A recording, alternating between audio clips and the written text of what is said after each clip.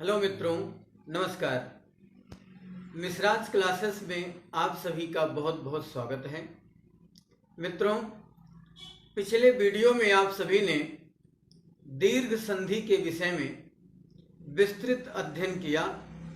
आज हम आपको स्वर संधि का दूसरा रूप, स्वर संधि का दूसरा प्रकार गुण संधि के विषय में अध्ययन करेंगे। जैसा कि आप देख पा रहे हैं, गुण संधि ये स्वर संधि का दूसरा रूप है। क्रम से अगर देखेंगे तो दीर्घ संधि के बाद गुण संधि, गुण संधि के बाद वृद्धि संधि, वृद्धि संधि के बाद यण संधि और यण संधि के बाद अयादि संधि का जिक्र होता है। जब हम क्रम से इन बिंदुओं पर चर्चा करेंगे, इन संधियों पर, तो इनको समझने में आसानी रहती है। जब क्रम टूट जाता है, कभी आपने वृद्धि संधि पढ़ ली, कभी यण संधि पढ़ ली, तो संधि को समझने में थोड़ी कठिनाई हो सकती है। स्वर संधि के अंतर्गत गुण संधि, गुण संधि का जो स्वर संधि है, स्वर संधि में स्वर का ही महत्व होता है। स्वर के बिना आप इसमें कुछ कर नहीं सकते और आप कुछ इसमें समझ नहीं सकते हैं। इसलिए हमने स्वर को सबसे ऊपर लिखा है कि स्वर को आपको समझना है। दीर्घ संधि में आपने देखा था कि यदि ह्रस्व या दीर्घ स्वर मिल करके, चाहे हमारे स्वर वर्ण क्या हो, चाहे ह्रस्व हो या दीर्घ हो, ह्रस्व या दीर्घ स्वर मिल करके एक दीर्घ वर्ण बना था, तो वहां पर दीर्घ संधि हुई थी। लेकिन यहां पर क्या है कि स्वर का हमें विशेष ध्यान रखना है। यदि हमारा स्वर आ या आ, ये आ वर्ण के बाद ई या ई आए और ये मिल करके क्या बन जाए, ए बन जाए, या आ के बाद ऊ या ऊ, चाहे ह्रस्व स्वर या दीर्घ स्वर आए और ये आ करके ओ बन जाए, ओ, या आ के बाद री शब्द आए तो अर बन जाए। हालांकि इसका भी जिक्र नहीं है री के पश्चात। तो हमें चर्चा क्या करनी है, हमें ध्यान क्या रखना है कि आ और आ, ई और ई, ऊ और ऊ, तो इतना ध्यान रखना है। इन स्वरों का बड़ा महत्व है। और एक री, आ, ई, ऊ और री, इतने का ही हमें अध्ययन करना है। इनसे कोई मतलब नहीं है। मतलब तो है, लेकिन जिनसे आपको मतलब है, वो मूल शब्द आपके यही हैं। 2, 2, 4, 2, 6, 1, 7, इन्हीं से आपको लेना देना है। ये मिल करके, इनके मेल से ये शब्द बन जाएंगे। तो यहां पर आपने स्वर को समझ लिया कि इन स्वरों का बड़ा महत्व है। स्वर संधि में स्वरों का ही विशेष महत्व है। तो यहां पर आप देखेंगे परिभाषा में, जब आ या आ के बाद, जब आ या आ के बाद ई या ई आए, ई या ई आए तो ए बन जाता है। ऊ या ऊ आए तो ओ बन जाता है। अब ऊ या ऊ, उसको हम आगे समझेंगे, आए तो ओ बन जाता है, और री आए तो अर बन जाता है। ये आपकी परिभाषा हुई। बहुत आसान है, बहुत सरल है, बहुत सिंपल है। आप थोड़ा ध्यान देंगे तो आपके समझ में अवश्य ही आ जाएगा। पहली बात तो आपको स्वर को समझना आवश्यक है। यदि आपके समझ में स्वर आ गए तो आप संधि आसानी से, स्वर संधि को बहुत आसानी से सॉल्व कर सकते हैं, हल कर सकते हैं। यहां पर हमने नियम में लिखे हैं, आप जैसा देख पा रहे हैं, कि चाहे आपका स्वर ह्रस्व हो या दीर्घ हो, इनके पश्चात ई या ई, चाहे ह्रस्व ई या दीर्घ ई आए तो ए बन जाएगा, इतना ध्यान रखना है। हर्स्व आ, हर्स्व ई, जब इनका मेल होगा तो इनके पश्चात ये बन जाएंगे। चाहे दीर्घ अ या दीर्घ ई आएंगे और ये आपस में इनका मेल होगा तब भी ए ही बनेगा। तो आ, हर्स्व आ, हर्स्व ई, सॉरी दीर्घ ई, हर्स्व आ, दीर्घ ई, ये दोनों का मेल होगा तब भी ए बनना है। दीर्घ अ और हर्स्व ई बनेगा तब भी ए ही बनेगा। इसकी 4 कंडीशंस हैं। 4 कंडीशन आप आसानी से इनको समझें। मैंने आपको एक बार पुनः बताना चाह रहा हूं मैं। हर्स्व आ या हर्स्व ई आपस में इनका मेल होगा तब भी ए बनेगा, और हर्स्व आ और दीर्घ ई आपस में इनका मेल होगा तब भी ए बनेगा। अब तीसरा टर्म क्या है? दीर्घ आ और हर्स्व ई का मेल होगा तब भी ए बनेगा। जो नया प्रोडक्ट बनेगा, नया विकार जो उत्पन्न होगा वो यही होगा। दीर्घ आ और दीर्घ ई होंगे तब भी ए ही बनेगा। नेक्स्ट है, नेक्स्ट में हर्स्व आ और हर्स्व उ, इनका मेल होगा तो नया प्रोडक्ट जो बनेगा, जो नया विकार उत्पन्न होगा, जो नया शब्द बनेगा वो ओ ही बनेगा। यदि हर्स्व आ या दीर्घ उ ये आपस में मिलेंगे तो हमारा जो प्रोडक्ट बनेगा वो ही बनेगा। दीर्घ आ और हर्स्व उ ये दोनों आपस में मिलेंगे तब भी आपको ओ ही मिलेगा। दीर्घ आ और दीर्घ उ ये आपस में इनका मेल होगा तब भी ओ ही बनेगा। किसी शब्द का, अब दोबारा आप सुने, किसी शब्द का पहले शब्द का अंतिम वर्ण ध्वनि वर्ण अगर हर्स्व है और दूसरे शब्द का पहला वर्ण की ध्वनि अगर उ है, दोनों को मेल होने पर, दोनों के मेल होने पर जो वर्ण बनेगा, जो अक्षर बनेगा, जो नया प्रोडक्ट बनेगा, जो न्यू विकार उत्पन्न होगा वो ही होगा। तो आपके समझ में आ गया होगा कि यदि आ और आ के बाद ई या ई आए तो ए बनेगा, आ और आ के बाद उ और उ आए तो ओ बनेगा, और तीसरा जो है आ और आ के पश्चात यदि री आता है तो अर बनेगा, अर। इसका ये जो हलंत लगा है ये स्वर रहित रा है, इसमें रा, इसमें जो है स्वर नहीं है इस रा में, इसलिए यहाँ पर हलंत लिखा है, लगाया गया है। तो इसको अर पढ़ेंगे, अर, इसको अर ही पढ़ेंगे। तो आ और आ के पश्चात यदि री आता है तो अर हो जाएगा। ये आपको आपके सूत्र हैं, इनको ही आपको याद रखना है। कि अब यहां पर आप देखें तो यहां पर अर शब्द तो नहीं है स्वर में, यहां पर अर शब्द नहीं है, संस्कृत भाषा से है, तो लेकिन यहां पर आपको समझना होगा, जबकि स्वर में इनका कहीं जिक्र नहीं है, फिर भी नियम है तो हमें इसको करने हैं। तो आशा करता हूं कि स्वर आपके समझ में आ गए कि इनको आपको ध्यान रखना है। इनके पश्चात ये आएंगे तो ये शब्द बनेंगे, ये और ये, इन दोनों के पश्चात आ वर्ण के पश्चात यदि ई और ई आता है तो ए बनेगा। आ और आ के पश्चात यदि उ और उ आता है तो ओ बनेगा, और आ के पश्चात यदि री आता है तो अर बनेगा। इतना ध्यान आपको रखना है। आपकी संधि कंप्लीट है। अब आप यहां पर ध्यान से समझें। जैसे उदाहरण के माध्यम से हमने यहां पर लिखा है गज प्लस इंद्र, गज धन इंद्र। अब इसको आपको मैं बता दूं पहले ही कि ये गजेंद्र शब्द का संधि विच्छेद किया गया है, गजेंद्र शब्द का।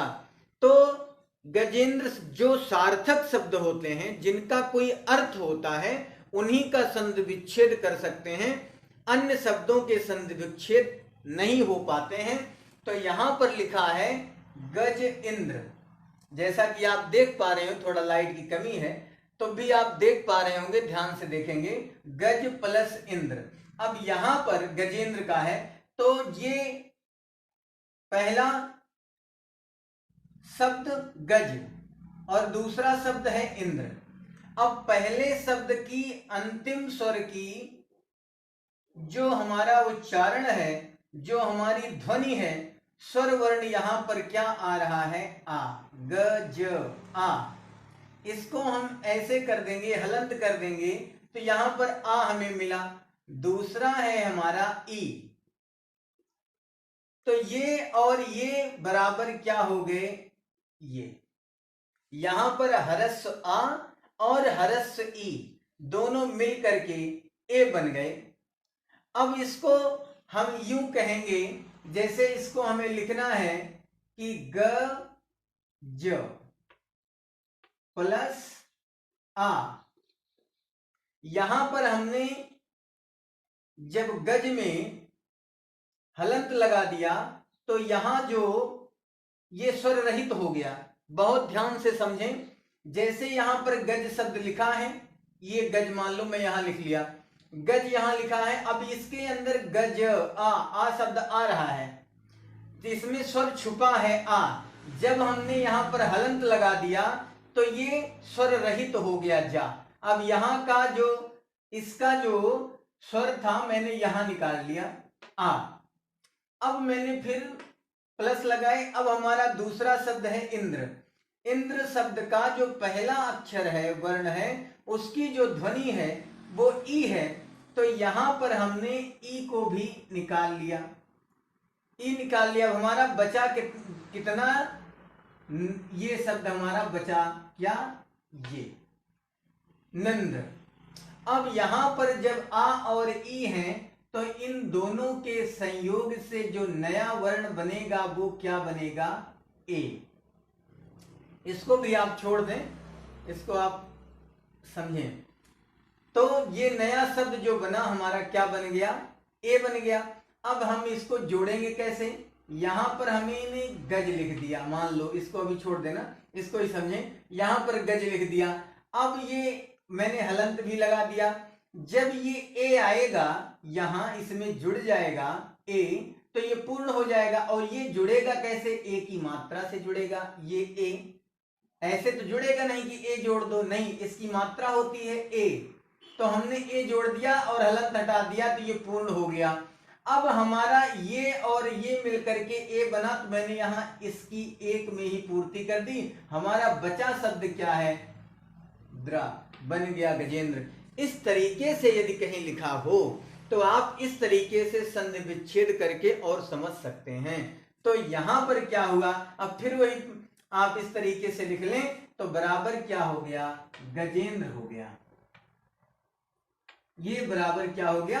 गजेंद्र। तो मैंने आपको समझाने के लिए लिखा।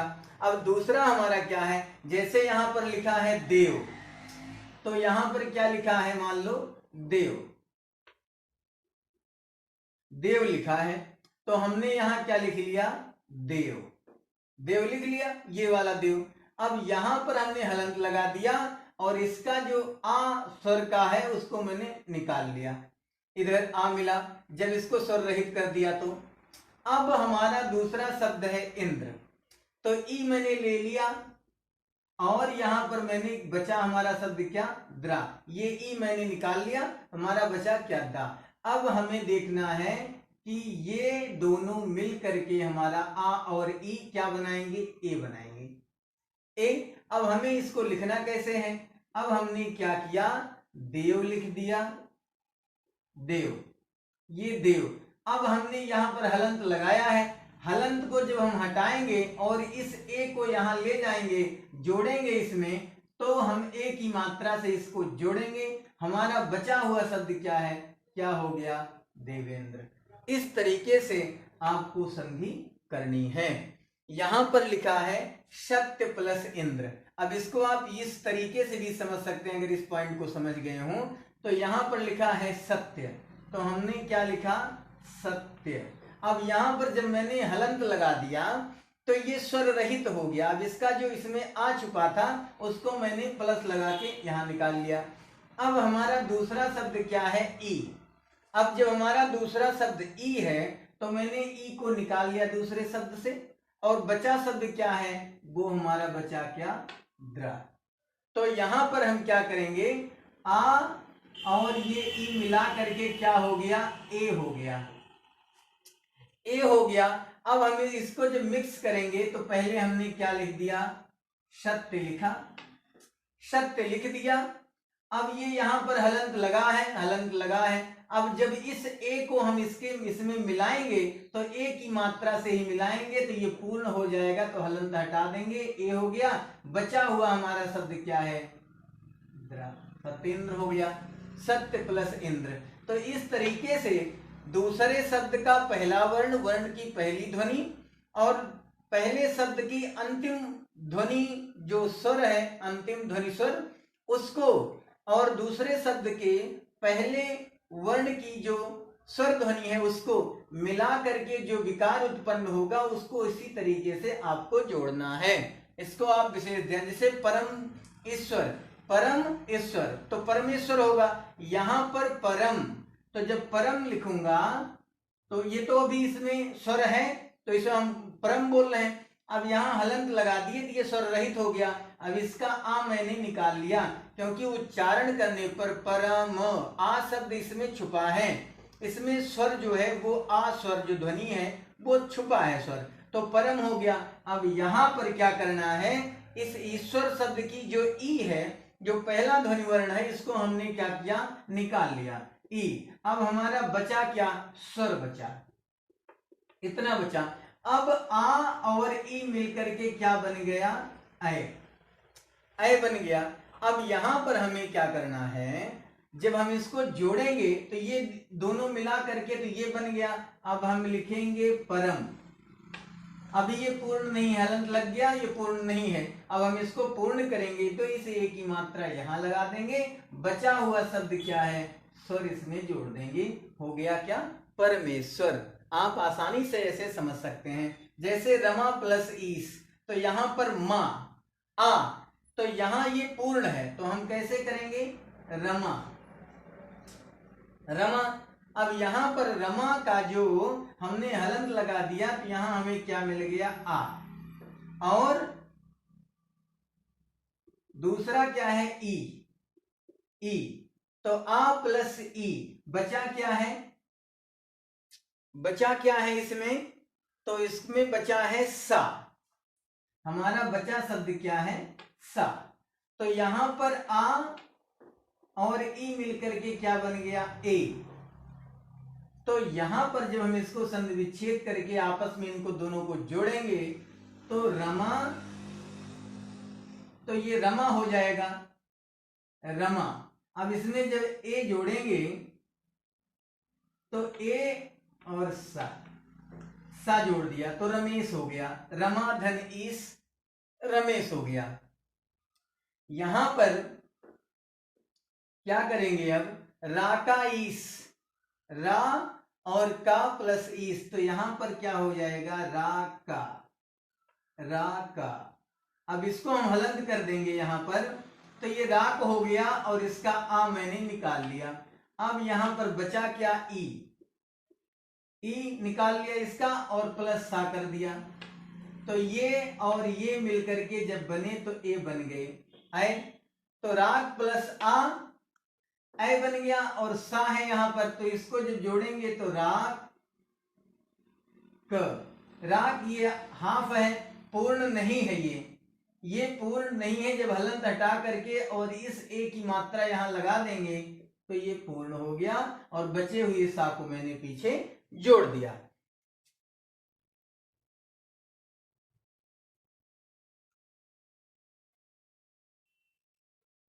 अब यहां पर सूर्य प्लस उदय, अब हमारा ये चेंज हो गया टर्म, यहां पर सूर्य प्लस उदय हो गया। अभी तक आप ये पहला नियम पढ़ रहे थे, आ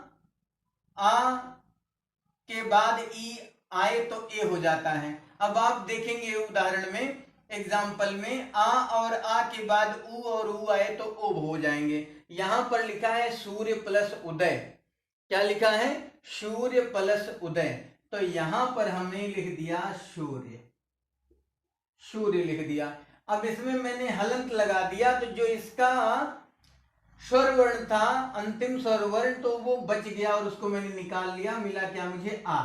सूर्य आ मिल गया, ये स्वर रहित हो गया। आप समझ पा रहे होंगे, जहां तक मेरा विचार है कि आप अच्छे से इसको समझ पा रहे होंगे और मैं बेहतर आपको बताने का प्रयास कर रहा हूं, आप थोड़ा दिमाग लगाएं। तो सूर्य लिखा है, जब सूर्य मैंने लिखा, सूर्य के अंतिम शब्द में मैंने हलंत लगा दिया तो ये स्वर रहित हो गया, इसमें से स्वर हट गया, निकल गया, तो मैंने स्वर को यहाँ आ निकाल लिया, सूर्य सूर्य ही बचा रह गया। अब हम दूसरे शब्द में उदय है, तो हम इसके पहले वर्ण को, पहले उच्चारण को मैं निकाल लूंगा, पहले वर्ण को उ, बचा क्या है? दय। यहां पर आप देख पा रहे हो, उ मैंने निकाल लिया, दय बचा। अब आ और उ मिल करके जो वो बनाएंगे वर्ण, वो कौन सा वर्ण हो जाएगा? आ, और ये यहाँ पर क्या है? आ, हरस्व आ और हरस्व उ, दोनों मिल करके जब बनाएंगे तो वो बनाएंगे, ये शब्द ओ बनेगा। तो यहाँ पर क्या हो गया? ओ। ठीक है, ये दोनों मिल करके क्या हो गया? ओ। ये ओ हो गया। अब जब हम इनको जोड़ेंगे तो पहले हमारा है सूर्य, सूर्य लिखा है, सूर्य लिखा है, लेकिन ये भी अपूर्ण है। तो जब हम सूर्य में ओ की मात्रा जोड़ेंगे, ये ओ, तो हमारा ये हलंत हट जाएगा, ऊपर का रा इस तरीके से लिखेंगे सूर्यो, तब ओ की मात्रा लग करके रा इधर सूर्यो। अब बचा शब्द क्या है? दय। तो क्या हो गया? सूर्योदय। इस तरीके से आपको समझना है। नेक्स्ट है हमारा जल ऊर में, तो इसको कैसे करेंगे? अब यहां पर भी आप देख लें, यहां पर है जल, अभी तो ये स्वर रहित है, इसमें स्वर है, तो ये स्वर से पूर्ण है। अब हम इसमें जो हलंत लगा दिए, तब ये स्वर इसमें से मैंने निकाल लिया, तो प्लस लगा के आ शब्द मैंने इसको निकाल लिया। अब यहाँ पर ऊर में है, तो इस शब्द में जो पहला वर्ण है इसको मैंने निकाल लिया, यहाँ पर ऊर में। अब बचा शब्द क्या है? ये शब्द हमारा बचा है, तो ये और ये मिल करके क्या हो गए? ओ हो गए, ओ, ओ हो गए। तो यहां पर हमें कैसे इसको जोड़ना कैसे है? अब हमने यहां पर क्या ले लिया? हमने ले लिया जल, अभी ये पूर्ण है, अपूर्ण है, अभी ये पूर्ण है, हलंत मैंने निकाल लगा दिया, तो इसका स्वर मैंने निकाल लिया है। अब ये शब्द जब इसमें जुड़ेगा ओ, तो ओ की मात्रा लग जाएगी, तो ये हलंत हट जाएगा, जलोर हो गया। बचा हुआ शब्द क्या है? मी, तो जलोर में हो गया। इस तरीके से आपको इसको करना है। अब ये दूसरा पहला नियम आपने इतने में समझ लिया, और ये आ और आ के पश्चात उ और उ आए तो वो, ये दो आपका क्लियर हो गया। आशा करता हूं कि आपके समझ में आया होगा। अब हमारा आता है आ और आ के पश्चात यदि री आए, री, ये हरस्व री है। दीर्घ री का हम अध्ययन संस्कृत में करते हैं, दीर्घ री का प्रयोग अधिकतर संस्कृत में किया जाता है। तो यहां पर आ और हरस्व आ और री, यदि आपस में इनका मेल होगा तो ये नया प्रोडक्ट जो बनेगा, नया शब्द जो बनेगा वो अर बनेगा। और यहां पर इसमें हलंत लगा रहता है, क्योंकि ये स्वर से, इसमें स्वर नहीं है। यदि हरस्व आ और हरस्व री जुड़ेंगे तब भी अर बनेगा, और हर दीर्घ आ और हरस्व री दोनों आपस में इनका मेल होगा तब भी हमारा अर ही बनेगा। जैसे यहां पर आप समझेंगे, यहां पर लिखा है देव प्लस ऋषि, देव प्लस ऋषि।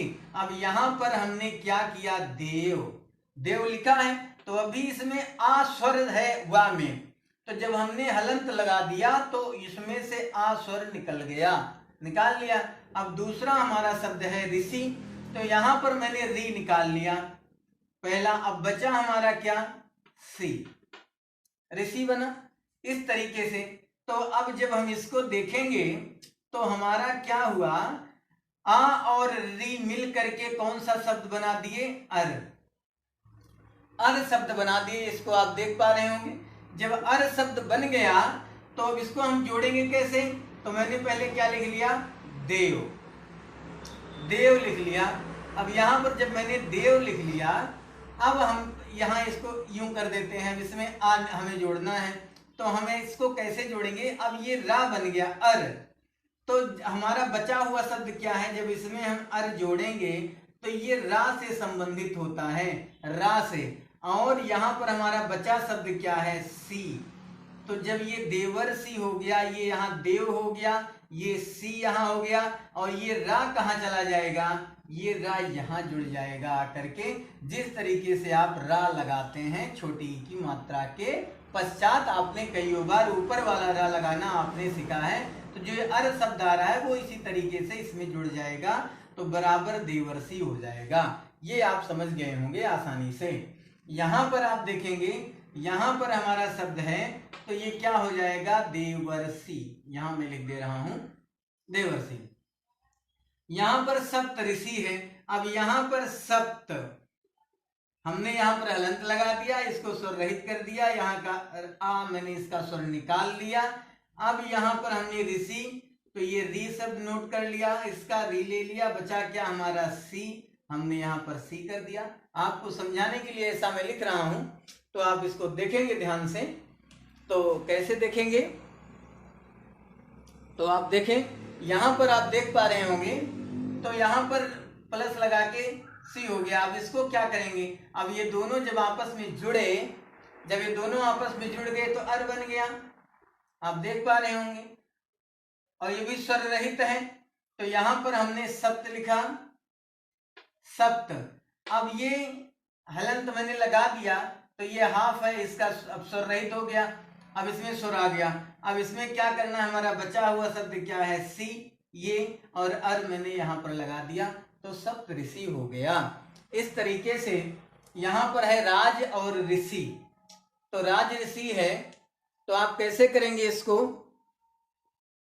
तो यहां पर राज ऋषि है, तो यहां पर हमने राज लिख दिया, इसमें हलंत लगा दिया, इसका आ यहां हमें मिल गया।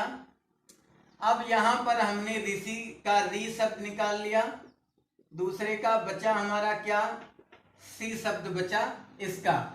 अब ये दोनों आपस में मिल जाएंगे तो अर हो जाएगा, आ और री मिलेंगे, हरस्व आ और हरस्व री, तो अर हो जाएगा।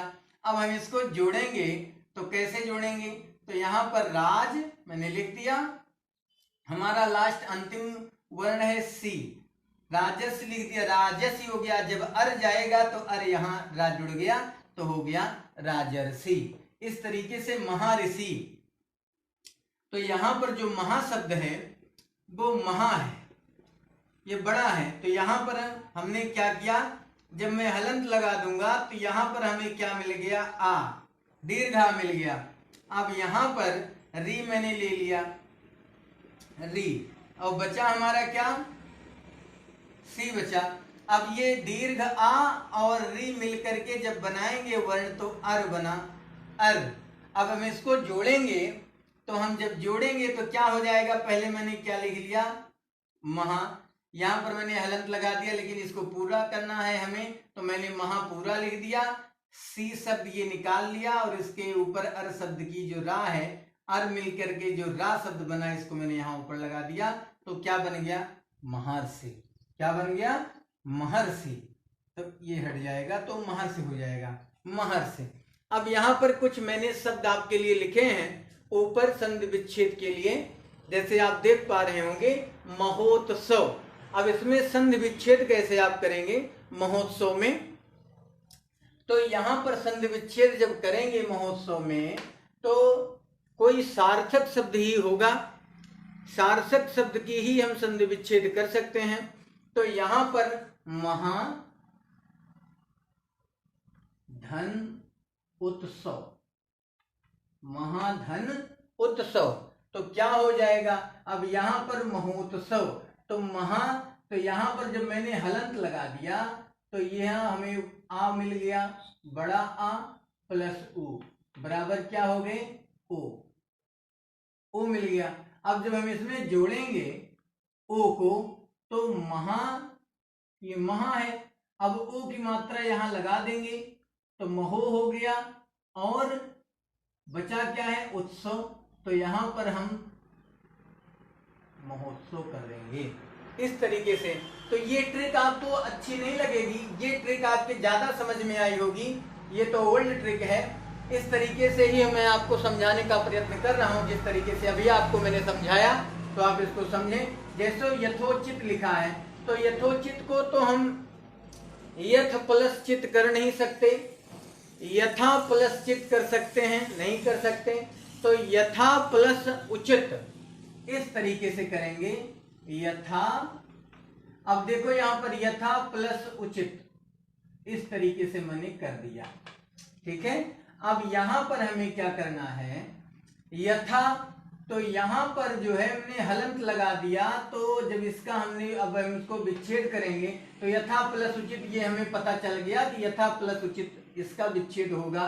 तो हमें क्या करना है, आप देखें यहां पर मैंने हलंत लगा दिया तो हमें ये बड़ा आ मिल गया, आ प्लस, अब हमें दूसरा जो हमारा शब्द था उचित, तो उचित का उ मैंने निकाल लिया और बचा क्या, चित।